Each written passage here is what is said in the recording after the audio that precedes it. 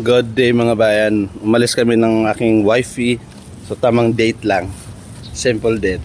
But meaningful, di ba? Hindi kasi importante kung saang lugar pupunta para lang mag-date. Ang importante yung memories at saka mas social to ngayon mas kilig match.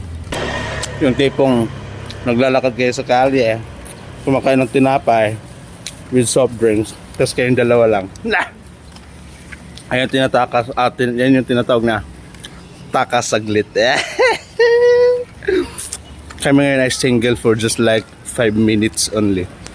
Single, walang magsasabing sana all. Yeah, konting takas lang mga bayan. Masarap yung ganun na. Yung tinapay lang na ganun, no? Hindi yung puro niya ang sa mamahalin. Ang laki-laking gastos mo. Hindi ka mabusog.